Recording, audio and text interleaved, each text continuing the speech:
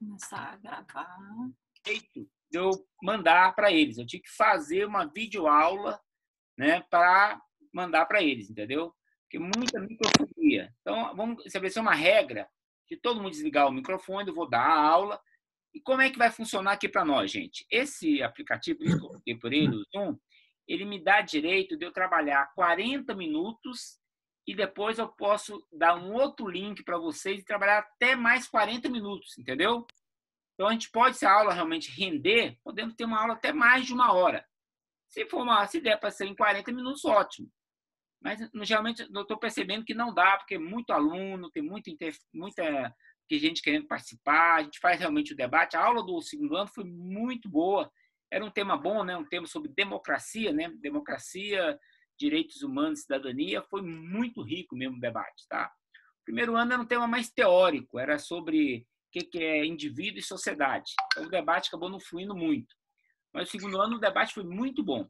Eu acho que nós temos muita coisa para conversar hoje à noite, principalmente essa questão da globalização, que esse efeito que nós estamos recebendo agora, né, esse isolamento social, essa tal de pandemia, ela é consequência desse mundo globalizado.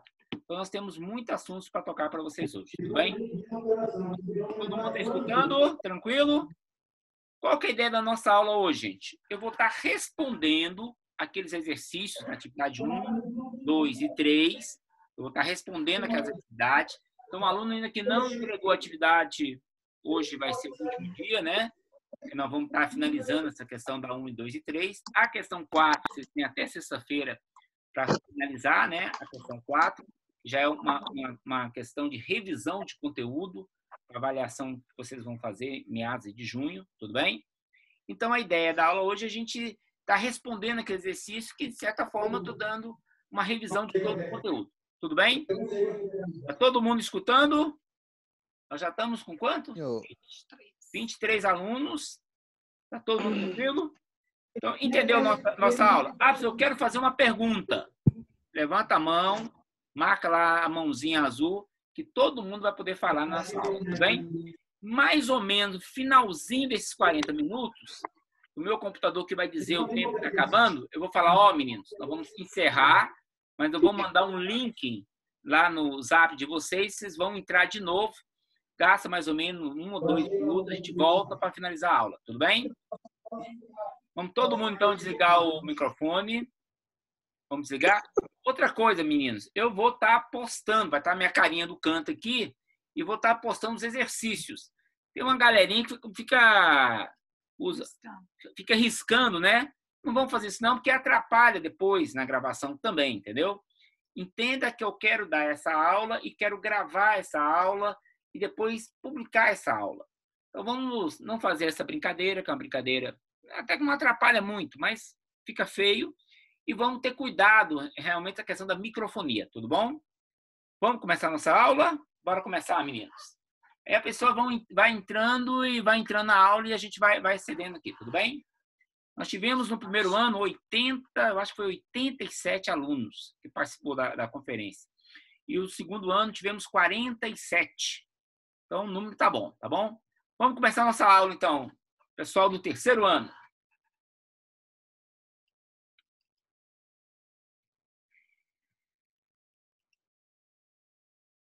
Atividade 1. Tem o apoio técnico aqui da minha esposa, depois eu vou apresentar a vocês ela, tá? Sem ela aqui eu não ia dar conta não, gente. Vamos lá, meninos. Minha carinha aqui. Opa, todo mundo tá me vendo? Vamos lá, gente. Que tema que nós estamos trabalhando com vocês? O capítulo 12 trabalha sobre globalização e integração regional. É um tema que vocês já viram em geografia, é um tema que o próprio curso de História está começando a falar um pouco, mas é um tema também na área de Sociologia, tá bom? A preocupação na área de Sociologia é os efeitos sociais na sociedade que gera a globalização. A ideia não é conceituar, entender, não, fazer o histórico, o processo que levou à globalização. Não é essa a ideia. A ideia é a gente entender que ela hoje é uma realidade e ela tem um efeito dentro do mundo, na sociedade que a gente vive, tá bom? Então, para trabalhar a globalização, eu para iniciar nosso tema, lá na aula presencial ainda, eu pedi para fazer uma pesquisa com 4 questões. O que é o cosmopolismo, o que é o hack-ativismo, o que é o multilateralismo, e a pesquisa daquela menina, né? Aquela militante do meio ambiente, né? A Greta Thunberg, tá? Na resposta de vocês, eu vi que faltou mais pesquisa, na maioria, né? Teve alunos que foram perfeitos mesmo, bem feitinho, colocou tudo que eu queria que realmente colocasse. Então, gente, vamos ser mais atenciosos nessa questão dos trabalhos, né? Preliminar de sociologia. Quando vocês for fazer um trabalho de sociologia, geralmente coloca lá a questão no ponto de vista sociológico, entendeu? E muitas vezes um conceito para sociologia tem algumas diferenças para a filosofia, tem algumas diferenças para a geografia. Então, é sempre a preocupação de a gente sempre colocar no ponto de vista sociológico, tá? Vamos lá, então, nossa aula aqui. O que é cosmopolismo? Vamos lá, aqui o famoso óculos, né? O professor precisa de óculos aí para ler, tá? Cosmopolito considera que os seres humanos devem formar uma única nação, sem separatismo culturais e avaliando o mundo na possibilidade de ser uma só pátria. Hoje o mundo está trabalhando essa ideia, gente, da gente ser uma coisa única, né? A globalização, essa ideia das relações econômicas, das trocas de mercadoria, da questão da internet, da música que o mundo inteiro escuta, essa coisa que o mundo inteiro vem fazendo, está criando essa ideia de a gente ser um corpo só, uma nação só. E isso é o cosmopolismo. Tem algumas cidades do mundo, tipo Nova York, tipo Paris, Londres, que são consideradas cidades cosmopolitas. A própria cidade de São Paulo também é. Você vai na cidade de São Paulo, você tem de tudo lá, de árabe, de chinês, japonês, coreano, vietnamita, boliviano, mexicano, países africanos, Gana, da África do Sul. Quer dizer, o mundo dentro de uma cidade. Mas a ideia do cosmopolita, essa ideia de ser o cidadão do mundo, esse que é o tema da sociologia, a preocupação é do mundo mais mundial, tudo bem? Essa é a ideia, então, do cosmopolismo. Outra ideia é o que é multilateralismo. Com a ONU e com o sucesso da Organização das Nações Unidas, as nações começaram a se interrelacionar, começar a trocar informações, criar blocos econômicos, criar posições mais unificadas, né? Então, o que seria o multilateralismo? É um termo das relações internacionais que se refere a vários países trabalhando em conjunto sobre um determinado tema. Um exemplo de multilateralismo hoje são os encontros mundiais, está vendo? Para tentar criar padrões, regras, normas em relação ao meio ambiente. De você criar alguma coisa para diminuir o impacto do efeito estufa, o impacto dessa poluição dos carros, desses produtos químicos que são jogados na natureza e vem acabando com a camada de ozônio e vai gerando os problemas ambientais que nós estamos vivendo.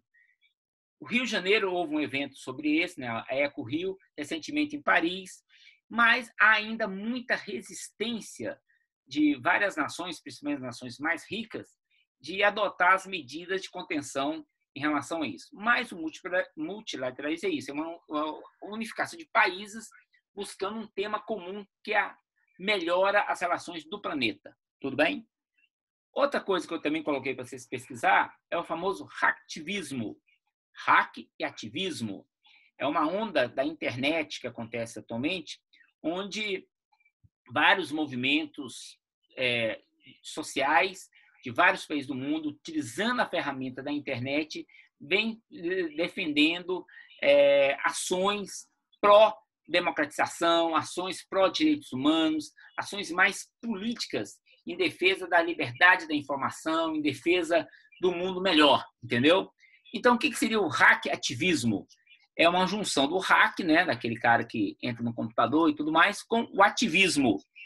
É normalmente entendido como escrever um código de fonte, ou até mesmo manipular bits para promover ideologia política, promovendo expressão política, liberdade de expressão, direitos humanos ou informações éticas. Tudo bem? Então, essa ideia do hack-ativismo ela vem muito forte hoje, recentemente agora, com esse movimento que aconteceu lá nos Estados Unidos, né? Vocês do terceiro ano têm que acompanhar a televisão, gente, tem que ver jornal. Vocês não podem, vocês nesse último ano escolar que vão fazer uma prova do Enem, não podem de forma nenhuma ver essa questão. Então, o que aconteceu nos Estados Unidos? Um negro lá, né? Não quer saber se ele era bandido ou não, então eu já estou começando a dizer que era, foi morto de forma muito bárbara, né? Ele falando assim, ó, estou perdendo um ar, e o policial lá em cima dele, até ele morreu. Isso levou a um movimento de defesa dos direitos humanos muito forte nos Estados Unidos. O que eu achei interessante dessas manifestações, gente, é isso, o Fantástico mostrou, o Jornal Nacional mostrou, a Band mostrou, que a maioria das pessoas são jovens, presta atenção, jovens brancos. Então, a ideia que não é mais uma questão se o cara é negro, se o cara é branco, se o cara é índio. O cara é um cidadão. Ele é um ser humano. Então, essa ideia da defesa de uma ideia de ser humano, importa a cor, a raça, o gênero, o sexo, se o cara é homem, se o cara é mulher, se o cara é outra coisa, não importa, ele é um ser humano. Então, essa ideia ela vem cada vez mais sendo fortalecida lentamente. Algum dia um amigo meu falou, professor não, colega, né? Falou, o mundo não muda, o mundo é assim mesmo. Eu falei, gente, mudanças, elas não são mudanças feitas de um dia para o outro. As mudanças, transformações que acontecem, isso a história explica, elas vão se dando de geração a geração. Quando chegou lá no pessoal iluminista, que começou a questionar o sistema político absolutista e defender um sistema mais descentralizado de poder, não é que eles inventaram, tiraram uma ideia lá, não. Esse movimento já vinha com outros filósofos anteriores, teóricos anteriores, fazendo esse debate até que eclodiu a Revolução Francesa. E a mesma coisa vai acontecer agora, é um processo. Então, essa geração que participou desse movimento, ela vai fortalecer as próximas gerações a visão, o entendimento do que é o ser humano, a defesa do ser humano. Tudo bem? Então, esse movimento dos hack ativismo, que a internet virou um fenômeno mundial, né? Mais da metade da população do mundo hoje segue pela internet. A gente viu até alguns movimentos surgiu exatamente para essa questão da internet, vamos estar lá para frente. É hoje uma grande ferramenta e esse pessoal então faz uma ação mais política em relação a isso. Outra pesquisa que eu pedi para vocês é sobre essa menina aqui. E ninguém chegou no que eu estou respondendo aqui. Eu queria que vocês falassem uma coisa dela, né, da Greta Thunberg, que vocês não falaram. Nenhum falou. E eu queria ver lá na pesquisa, que é um pouco num tema muito da juventude. Eu vi alguns alunos, acho que no terceiro O, com interesse de fazer psicologia, né? Então vamos ver a história da menina aqui. A Greta Tina Eladora Emmer Thunberg nasceu em Estocolmo é a capital da Suécia, no dia 2 de janeiro de 2003. 2003. Então, quer dizer, a menina está com 17 anos, nós estamos em 2020. É uma ativista ambiental sueca. Todo mundo ali acertou. Tem um aluno que falou ativista ambiental da Suíça. Eu falei, brincadeira. Corrige, minha amiga, por favor. É conhecida por ter protestado fora do prédio do parlamento sueco, por ser líder do movimento greve nas escolas pelo clima. Lembra do movimento que teve o mundo inteiro, as escolas parando, os estudantes indo para a rua, defendendo a questão do meio ambiente? A Greta acabou sendo a grande líder desse movimento, entendeu? Em dezembro de 2019, foi considerada a personagem do ano pela revista americana Times. Eu já falei, nas turmas que eu cheguei a falar sobre ela na minha última aula presencial, eu cheguei a falar da revista Time para vocês. Mas olha o dado interessante da Greta, que muita gente não chegou até nesse nível da pesquisa. Foi diagnosticada com a síndrome de Asperger, TDAH, transtorno obsessivo, compulsivo e mutilismo seletivo. Gente, a menina tem um problema ali, esse negócio, a gente fez uma pesquisa sobre isso, ela é um autismo, é próximo do autismo, ela tem um pouquinho de autista, a Greta Thunberg. E aí ela fala, embora reconheça algumas dificuldades por causa desse diagnóstico, Também diz que, dependendo das circunstâncias, ser diferente é um superpoder. Então, não é o problema de ter uma doença, um transtorno que dificulta a ação, a militância dela, entendeu? Ela ainda é vegetariana e ativista pelos direitos dos animais. Essa Greta Thunberg hoje virou a menina do mundo. Ela hoje quase está sendo a referência da defesa do meio ambiente, entendeu? Ela participou dos últimos 2 fóruns mundiais em Davos. O que é Davos? Davos é uma cidadezinha na Suíça, fica lá nos Alpes, fria para dedéu, reúne os principais donos de empresas do mundo, nessas grandes multinacionais, personalidades, né, da música, do teatro, jurista, presidentes, né, vários presidentes nós já foram nesse fórum. Lá são o quê? São os caras que têm o capital do mundo, entendeu? O dinheiro do mundo. E nos últimos 2 encontros, esses caras estão preocupados com a questão do meio ambiente. Porque a ciência, os cientistas estão dizendo, gente, se não mudar essa questão da relação com o planeta, as consequências vão ser graves. A gente está deixando para as próximas gerações uma terra com mais dificuldade de sobreviver, com mais terremoto, com mais maremoto, com mais seca, com mais enchentes, porque o clima está sendo mudando, a calota polar ela vem diminuindo, e isso tem um efeito, um impacto muito grande. E as nações têm que se organizar no sentido de combater essas ações agora. A Greta tornou-se a referência desse movimento. Tudo bem? Vamos então para a atividade 2 de vocês, né? A atividade 2 de vocês é uma atividade mais ligada ao livro de vocês, né? Ao capítulo 12, tá bom? É uma atividade... Quantos alunos já temos na sala? Só para mim saber aqui essa informação, está cheio de carinha mais novas aqui. 31 alunos, tá quase chegando a turma do 2º ano da sexta-feira. Que é, então, a atividade 2 de vocês, né? Onde eu perguntei, define os conceitos do pensamento único e aldeia global na perspectiva de Harold Marshall McLuhan. Esse cara é um canadense, hoje é um sociólogo mais famoso da atualidade, são vários temas ligados a ele, entendeu? Várias questões do Enem citando ele, entendeu? E ele fala sobre... Ele é um cara que defende a globalização. E está lá no livro de vocês. Na verdade, a resposta dessa questão 1 está no livro de vocês. E qual que é a resposta no livro de vocês? O pensamento único procura estabelecer a globalização como um processo natural e benéfico para a humanidade. Para o pensamento único, a globalização é um momento de realização do sonho de reduzir o mundo a uma única aldeia global.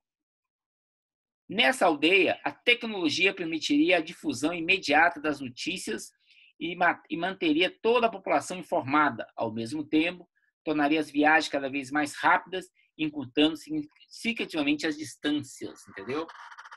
Então, ele defende a globalização e, na realidade, esse negócio das distâncias é um fato, né? Essa doença que chegou no Brasil, ela chegou externa para dentro, né? Ela não foi criada aqui no Brasil. E essa doença que nós estamos vendo aí, né? O coronavírus, né? O Covid-19, ela veio de fora para dentro. E veio de fora dentro por quê? Porque o mundo hoje está transacional, né? Do ponto de vista da sua economia, do ponto de vista das suas ideias, do ponto de vista das ideologias. Há um debate constante no mundo inteiro.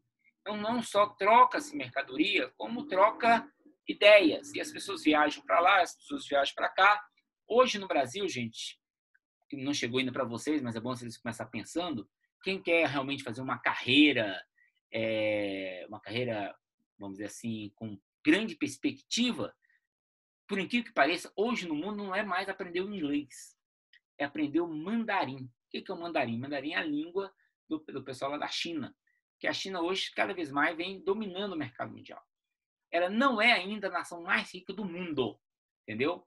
A nação mais rica do mundo é ainda os Estados Unidos. Os Estados Unidos, a produção deles interna tem calculado mais ou menos em torno de 22 trilhões de dólares por ano movimenta a economia americana.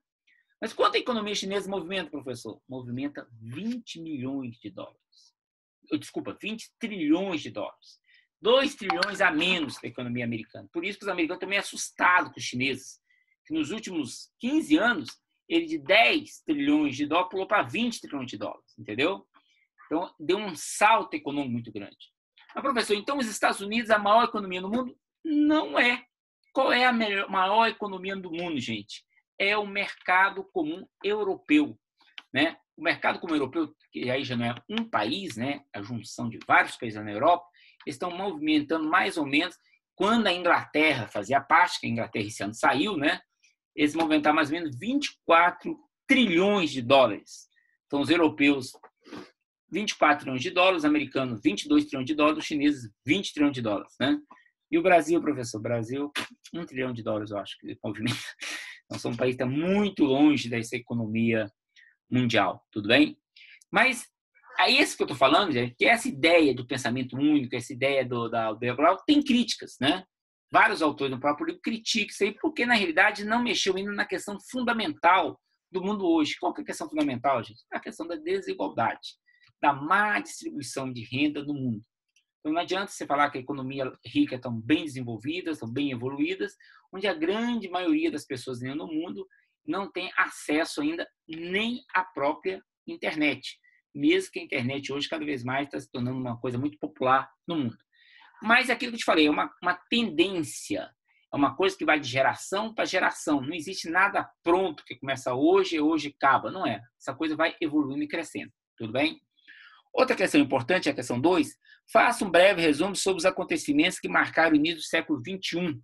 O livro de vocês, então, trabalha a globalização, mas trabalha também os acontecimentos sociais que marcaram o século XXI. Esse livro foi publicado em 2015, né? Então, ainda não teve vários acontecimentos de 15 para cá. Um deles, por exemplo, a pandemia. A próxima edição desse livro, se eles for fazer uma edição para daqui a 2 anos, vai colocar essa questão da pandemia, que é um fenômeno mundial. O mundo inteiro parou, a economia parou para combater o vírus, entendeu? Mas até 2015, quais eram os movimentos que fazia impactos na época? E aí o próprio livro cita, e eu pedi para vocês responder, né? Faça um breve resumo sobre os acontecimentos que marcam o século XXI. A Primavera Árabe, que é manifestações populares ocorridas em países do norte da África e do Oriente Médio, que levaram à queda de diversos ditadores dessa região. É uma região, gente, rica em petróleo. A região toda tem mais da metade do petróleo do mundo, por isso é uma região de muita ambição. As grandes potências mundiais muito de olho no que acontece nessas regiões, entendeu? E a Primavera Árabe, que foi um movimento que começou um pouco pela internet, as pessoas que moravam nesses países vendo a não evolução das coisas, a dificuldade de trabalho, a dificuldade de renda, a perspectiva do sonho de migrar para a Europa e não fazer o país crescer, né? Começou na Tunísia, alastrou para todo o norte da África, do Egito, vários países do Oriente Médio, e até hoje existe uma guerra civil, né? Que é a guerra hoje mais séria no mundo, que é a guerra na Síria, que ainda é consequência ainda dessa questão da Primavera Árabe. Outra coisa que ficou muito comum nos últimos anos é a famosa Al-Qaeda. Não que o movimento terrorista nunca existiu, sempre existiu, entendeu? Quando um fraco não consegue lidar com o forte, ele arruma estratégias de lutar de forma subversiva, né? O que eles chamam de terrorismo. Tenta bater no cerne sem enfrentar de frente, porque de frente ele vai perder. Então, várias entidades terroristas teve no mundo. Na minha época, eu estudante de escola, a gente falava muito dos bascos, né? Que era um movimento separatista lá da Espanha. Falava muito da questão lá da Irlanda, né? O IRA. Então, sempre existiu europeus mesmo fazendo terrorismo. Mas a Al-Qaeda fez uma coisa muito audaciosa, né? Muçulmanos, uma ação altruísta, né? Sequestraram aviões e se jogaram em símbolos da americano, que é aquele famoso prédio, o World Trade Center, 2 torres, onde estava a economia do mundo lá, era só o escritório que mexia com a Bolsa de Valores de Nova York, lá de Nova York, o Pentágono, né, que é o centro do poder militar lá dos Estados Unidos, e, quer dizer, os símbolos americanos que eles tentaram derrubar, e chegou a derrubar os 2 prédios. Então, a Al-Qaeda, ele ficou muito famoso, e até hoje, em várias regiões do mundo, para dentro do mundo, ainda tem essa questão da Al-Qaeda, tá?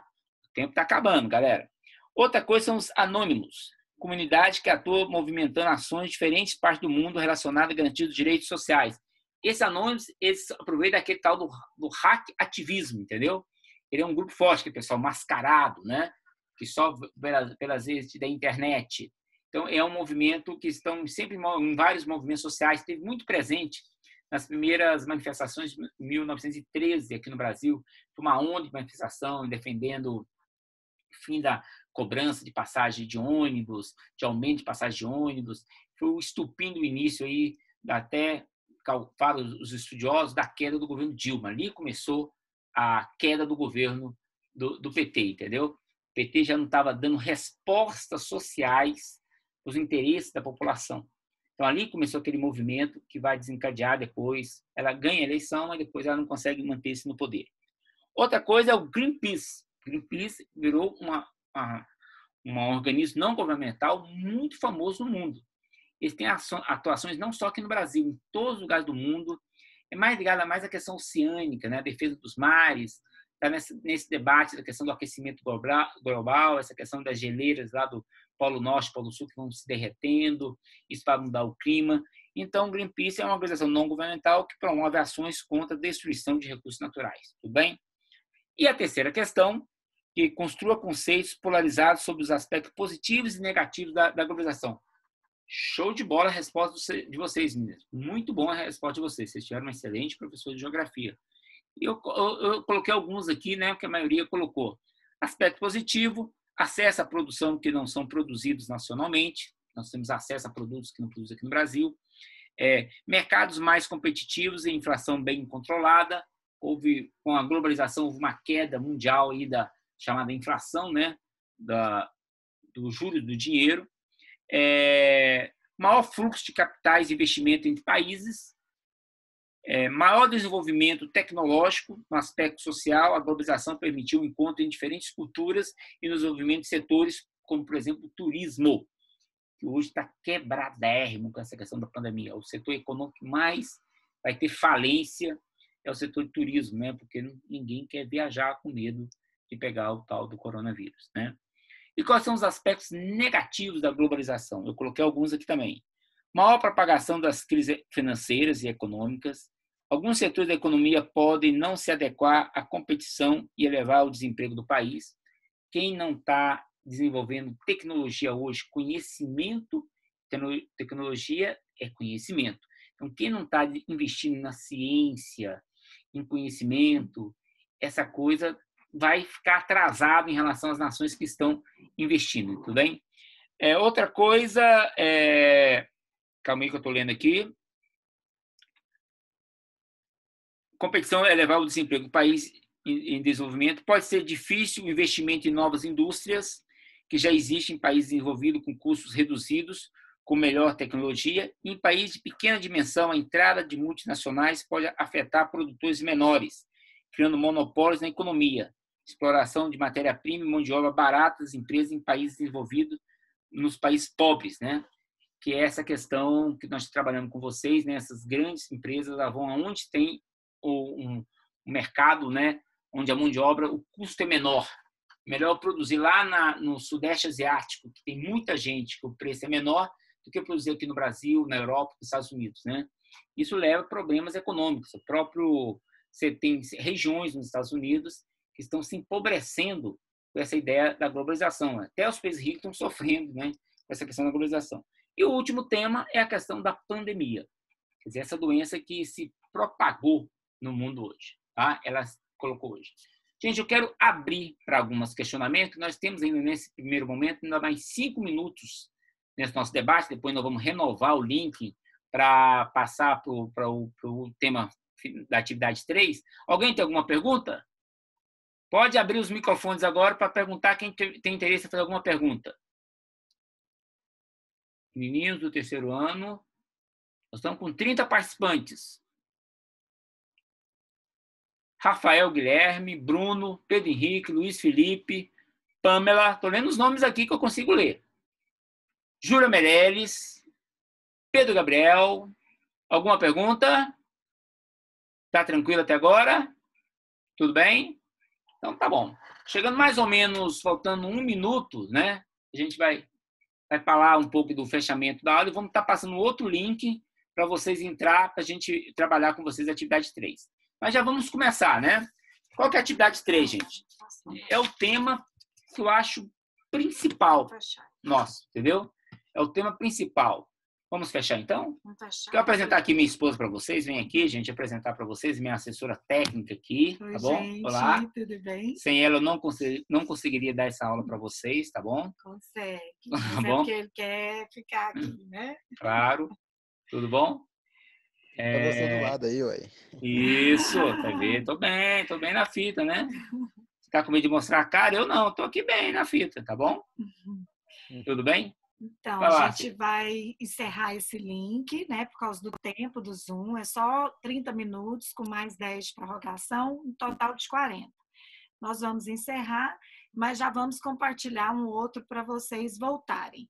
Não gasta 5 minutos, tá? Rapidinho, aí vocês voltam. Entra na página de vocês lá e Lá no acessa o WhatsApp, link. da mesma E a forma. gente vai trabalhar, então, a atividade 3. Tá tudo tranquilo a aula, gente? Tá boa? Tá. Opa, Sim, senhor. alguém falou. Se melhorar, estraga, professor. Se melhorar, estraga. Alguma dúvida até agora? Tranquilo, é um tema que você domina, Padedel, né? Sabe mais do que eu. Alguma pergunta sobre as provas que vão acontecer? Ninguém quer saber? Todo mundo já está sabendo? Sim. Talvez vocês estão Quando sabendo vão mais do que eu. começar? A escola já publicou para vocês o calendário? Vocês já sabem o calendário? Não. Eu também não sei, por isso que eu estou perguntando. Vai. Eu sei que é meados de junho. Eu não sei. Eu também sei. Acho que é 6, hein? Deve ser depois do feriado, né? Vai ter o feriado, acho que as provas vai ser depois do feriado, acredito eu, tá bom? E professor. o que eu quero saber, por exemplo, o tempo que vocês vão ter para fazer a prova. Vai ser uma prova de consulta, né? Vocês vão fazer em casa, né? E aí vai saber mais ou menos o tempo que vocês vão ter para fazer cada avaliação, né? Que vão ser todas, né? Para vocês. Tudo bem? Vamos lá? Os colégios militares parece que foi 1h30, mais ou menos. Olha, você está mais bem informado que eu. Então tá, vamos fechar. Vamos fechar e vamos estar disponibilizando o link para vocês, meninos, para a gente fazer a atividade 3, que é o que mais me interessa nessa aula aqui.